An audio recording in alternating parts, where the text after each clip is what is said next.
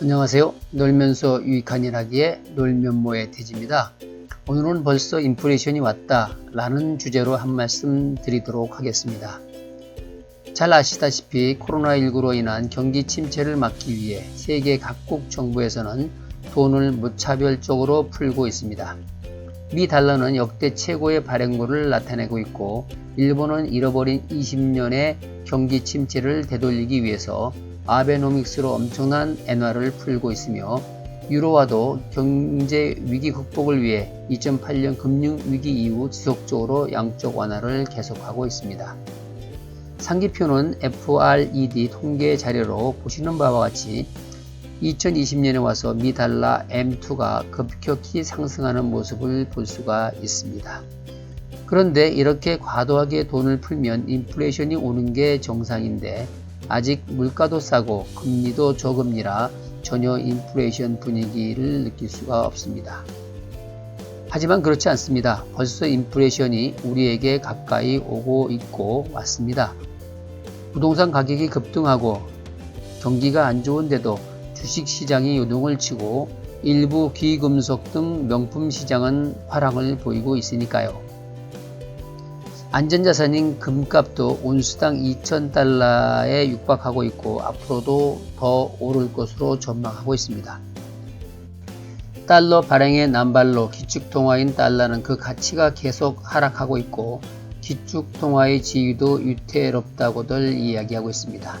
2차 세계대전 이후 영국의 파운드화로부터 기축통화의 지위를 이어받아 줄곧 세계의 기축통화로 군림해오던 달러가 점점 그 지위와 파워가 약해지고 있는 것이죠. 2000년대 세계 거래량의 70% 이상이 달러로 거래되던 것이 2020년 기준으로 60% 이하대로 떨어졌고 계속해서 떨어질 것으로 예상하고 있습니다. 이렇게 코로나19로 인해 우리에게 많은 변화가 예상되지만, 그 중에서도 가장 중요한 우리의 삶의 문제인 경제가 어떻게 될 것이며, 경제를 살리기 위해 마구잡이로 푼 돈으로 인해 우리에게 다가오고 있는 인플레이션은 어떤 영향을 미칠 것이고, 우리는 이에 대해 어떻게 대처해야 하는지 함께 고민해 볼 필요가 있습니다.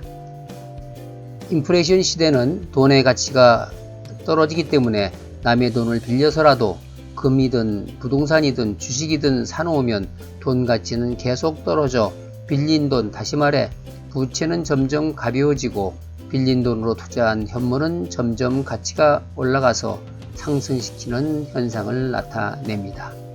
다시 말해 돈 가치 하락으로 빌린 돈 부채는 작아지고 빌린 돈으로 투자한 자산 가치는 상승하는 놀라운 마술을 부리게 되는 것이죠.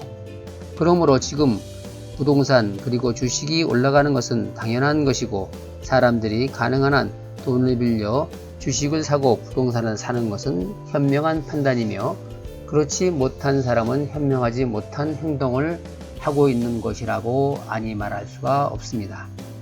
그러면 지금이라도 돈을 빌려서 주식, 부동산을 사야 할까요? 그렇지 않습니다. 지금은 더욱 현명한 판단이 필요한 때입니다.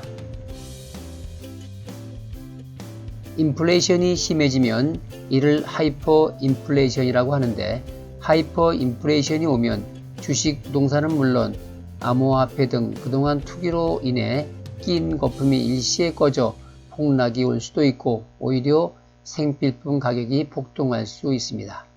2008년 짐바브웨이 그리고 최근 베네수엘라 사태에서 볼 수 있는 바와 같이 살인적인 인플레이션이 오게 되면 돈의 가치는 휘지조각이 되고 물가는 폭등하여 하루가 다르게 물건값이 달라져 생필품 가격이 급등하고 물건을 사재기하는 현상도 나타납니다.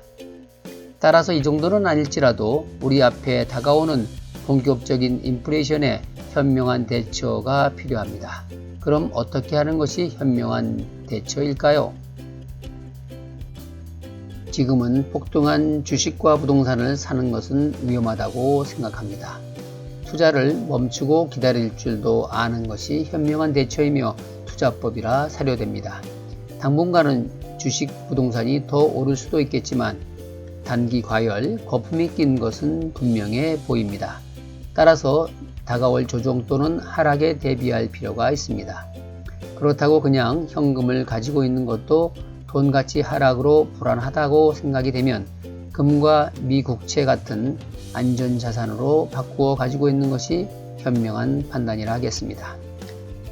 리스크는 좀 있지만 좀 더 적극적인 대처를 하고자 한다면 하락에 대비해서 인버스를 분할 매수한다든가 또는 생필품 원자재 ETF나 물가 연동체 ETF에 투자해 놓으면 혹시 모를 생필품 원자재 파동으로 인한 가격 폭등에 대비할 수 있는 것이죠. 어떤 전문가는 식량난이 올 수도 있다고 하지 않습니까? 환경 파괴에 따른 기후변화로 세계 곳곳에서 자연재해가 발생하고 있고 원인을 알지 못하는 바이러스로 인해 병충해 창궐로 정말 식량난이 올 수도 있습니다.